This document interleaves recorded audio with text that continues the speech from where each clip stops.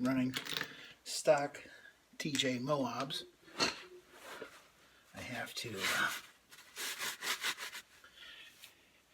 use a wheel spacer.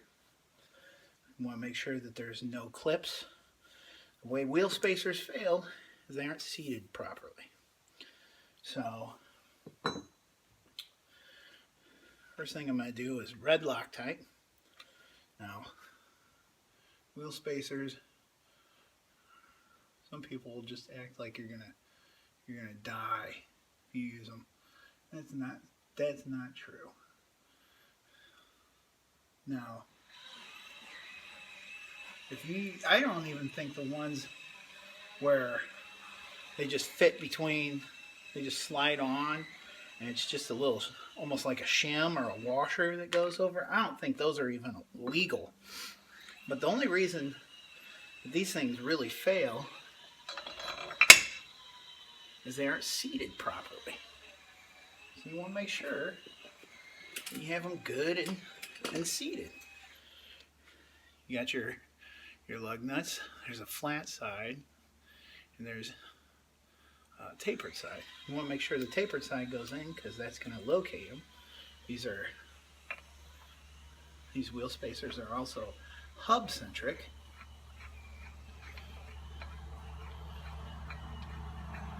But get them threaded in there so I'm not going to cross thread them. As you should know, if you don't, I mean, you gotta learn someplace, but I'm gonna reposition this camera just a little bit. If you don't know,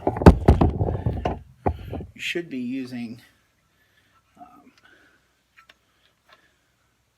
not necessarily on just twisting the lug nuts in there, but when you tighten them down, you should be using a crisscross pattern. A lot of times I just do this in the crisscross pattern from habit.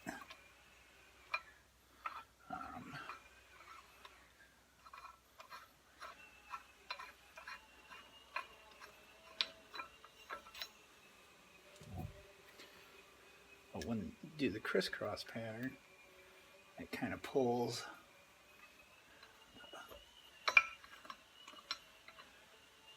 the hub in kind of equally. And some of them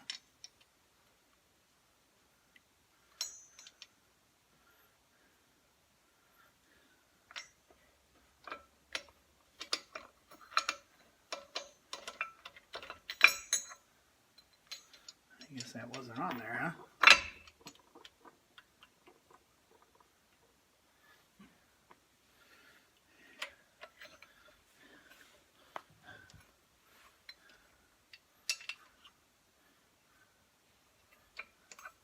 You just want to make sure that they're not cross-threaded.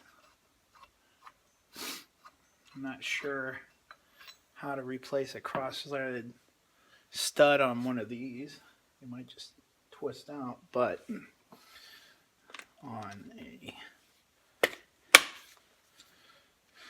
your unit bearing, you'll have to pull it out and hammer them out and then pull them in. Now, I'm just going to buzz these in real quick. Oops. Let's make sure we're going forward.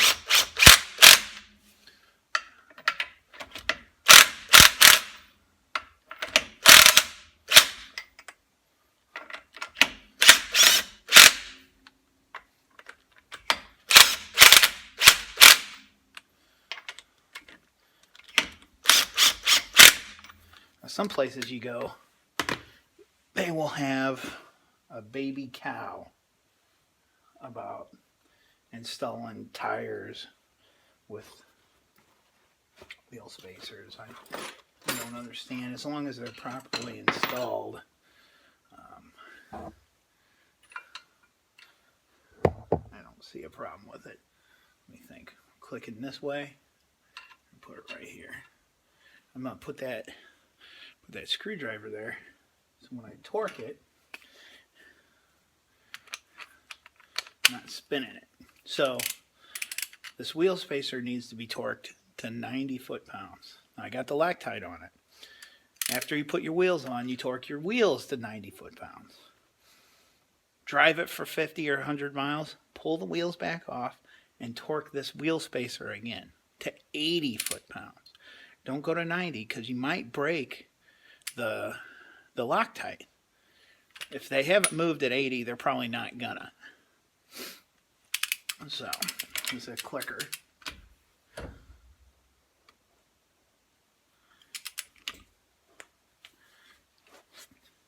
Not in the best position to torque. Or twerk. I'm not in the best shape to twerk. I'm gonna stand up.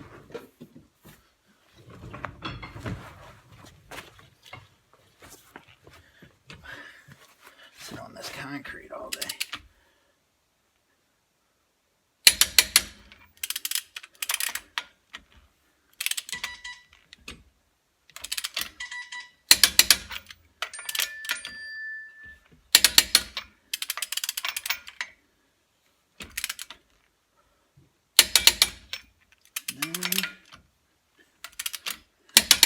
But I'm like Santa. I'm gonna check them twice.